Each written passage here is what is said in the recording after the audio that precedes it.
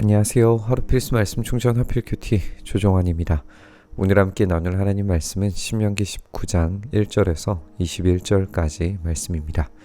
주 당신들의 하나님이 당신들에게 주시기로 한 그 땅, 거기에 살고 있는 원주민을 주 당신들의 하나님이 멸망시키시고 당신들이 그들을 쫓아내어 그 성읍과 집에서 살게 될 때에 당신들은 주 당신들의 하나님이 당신들에게 차지하라고 주신 땅에서 성읍 셋을 따로 구별하여 놓아야 합니다. 주 당신들의 하나님이 당신들에게 주신 땅을 세 영역으로 구분하여 길을 닦아 모든 살인자가 그곳으로 피신할 수 있게 하십시오. 주 당신들의 하나님이 주시기로 한 그 땅이라고 하는 표현을 우리가 주목해서 살펴보죠. 아직은 미래적인 시점으로 표현하고 있는 이 정복은 하나님이 그 땅의 원주민들을 직접 멸망시키시는 것으로 이야기되고 있습니다. 그렇기 때문에 이 땅이 주어지는 것의 시작과 과정은 오직 하나님이 하시는 일입니다. 하나님께서 시작하시고 이스라엘은 그들을 쫓아내는 일에 동참하게 되는 거죠. 그들은 허락받은 땅, 하나님이 차지하라고 주신 그 땅에서 우선 해야 하는 일이 이 성읍을 셋을 따로 구별하는 일입니다. 하나님은 계속해서 이 도피성을 강조하면서 억울한 사람들이 피할 수 있도록 만들고 계십니다. 이 보호의 조치가 얼마나 시급한 것이었는지를 보여주는 것은 이 거리감으로 분명히 느껴집니다. 세 영역으로 구분하고 길을 닦아서 빠르게 피신할 수 있게 해야 한다라고 이렇게 되어져 있는데요. 이 길을 닦으라라고 하는 번역은 거리를 계산하라라고 번역이 될 수도 있는데 이 시급한 도피와 또 위치의 분배를 생각할 때에 거리를 계산하라라고 하는 그런 번역이 더 나을 것으로 보여집니다. 이 부분에 대해서 바로 뒷 구절에서 보충으로 설명하고 있는 걸 우리가 읽게 됩니다. 살인자가 구별된 성읍으로 도피하여 살 수 있는 경우는 다음과 같습니다. 일찍이 미워한 일이 없는 이웃을 뜻하지 않게 죽였거나 어떤 사람이 이웃과 함께 나무하러 숲속으로 들어가서 나무를 찍다가 도끼가 자루에서 빠져나가 친구를 쳐서 그가 죽었을 경우에 죽인 그 사람이 그 구별된 세 성읍 가운데 한 곳으로 피신하면 살 수가 있습니다. 도피성은 평소에 이웃을 미워한 일이 없는 사람이 실수로 이웃을 죽게 하였을 때에 자기의 생명을 구할 수 있는 곳이므로 그곳까지의 거리가 너무 멀면 피살자의 친척이 복수심에 불타서 살인자를 따라가서 죽일 터이니 거리가 너무 멀어서는 안 됩니다. 내가 새 성읍을 따로 떼어 놓으라고 당신들에게 명령한 이유가 바로 여기에 있습니다. 도피성으로 피할 수 있는 조건은 의도치 않은 살인이죠. 실수로 이웃을 죽였을 때 이 복수자들의 손에 피살된다면 또 다른 보복 조치가 일어날 것이고 이 복수의 고리가 끊어지지 않을 겁니다.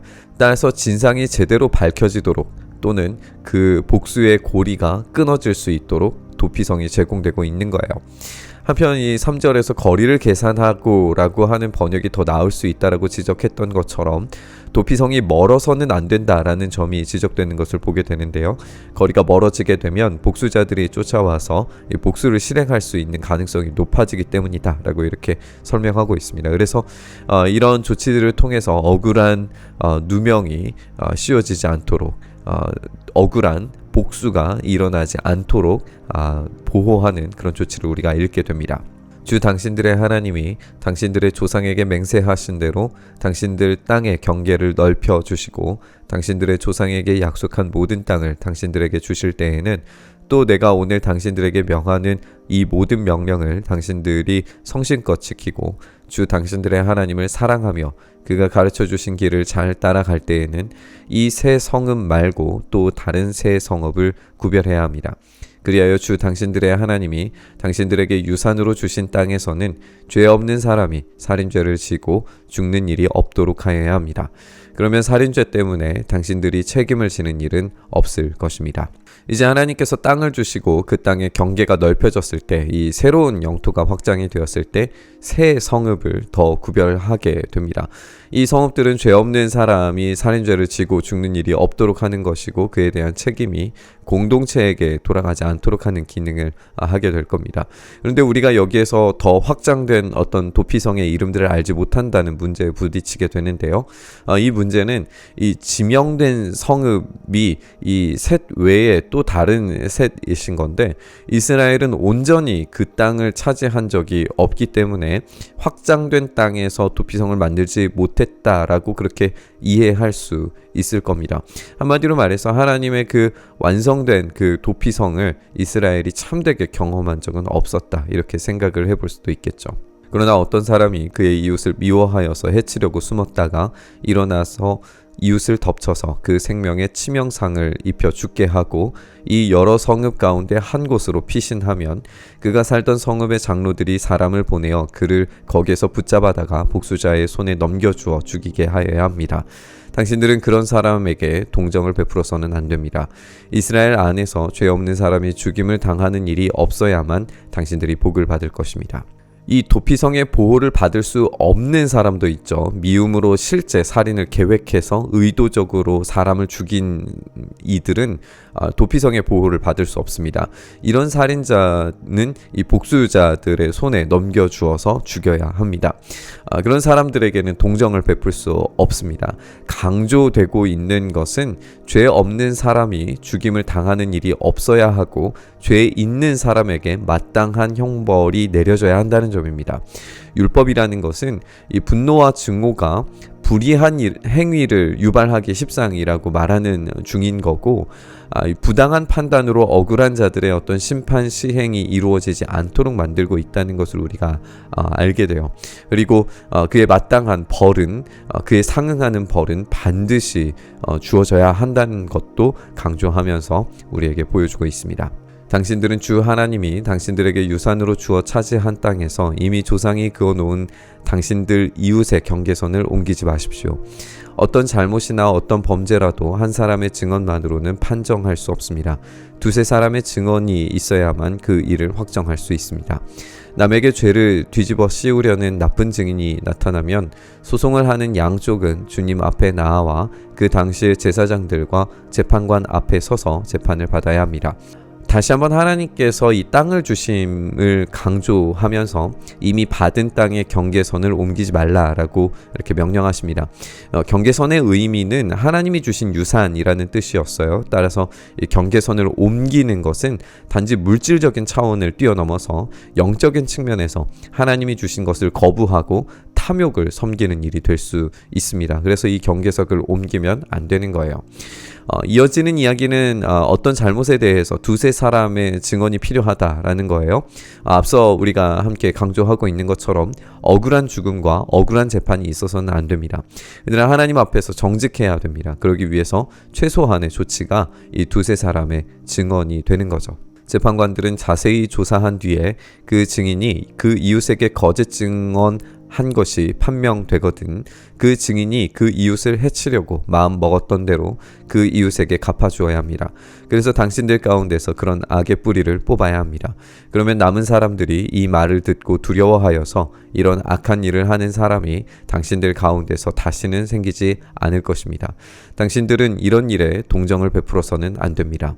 목숨에는 목숨으로, 눈에는 눈으로, 이에는 이로, 손에는 손으로, 발에는 발로 갚으십시오.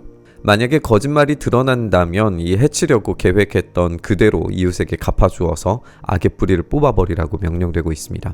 사람들은 이 이야기를 듣고 두려워할 겁니다. 듣다와 두려워하다라고 하는 이 말이 하나님의 율법이 선언될 때 경험했던 이스라엘의 경험과 그런 감정이라면 악의 뿌리를 뽑는 과정은 하나님의 도구로 사용되고 있다는 것을 우리가 알 수 있습니다. 하나님의 도구로 사용되는 이 심판의 과정들 가운데에서 적정한 선들이 주어지고 있는 것도 우리가 확인하게 되는데요.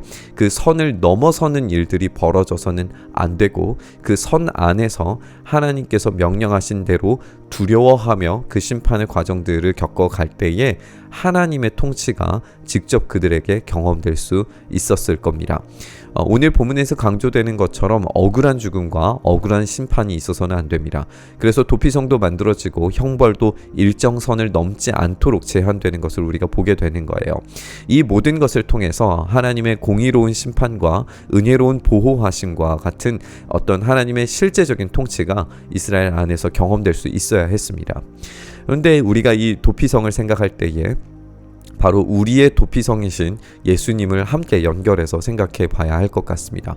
우리는 언제든지 곧바로 재빠르게 예수님께 피할 수 있습니다.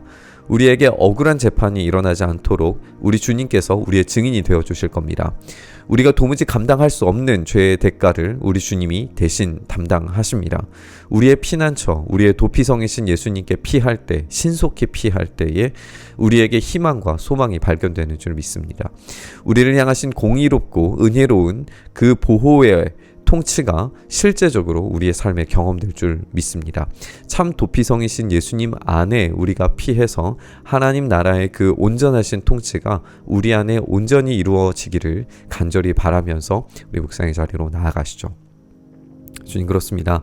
우리가 주님께 신속히 피하오니 주여 우리를 다스리시고 보호하시고 통치하시는 하나님 나라의 그 질서가 우리의 삶에 온전히 이루어지게 하여 주시옵소서. 그 일을 통하여서 하나님의 그 은혜로우신 보호하심 아래 오늘도 머물러 주님의 그 통치와 사랑 안에서 참된 열매 맺는 인생 살아갈 수 있도록 주여 은혜 더하여 주시옵소서. 그 일 행하시길 소망하며 우리 주님 예수님 이름으로 기도드리옵나이다. 아멘.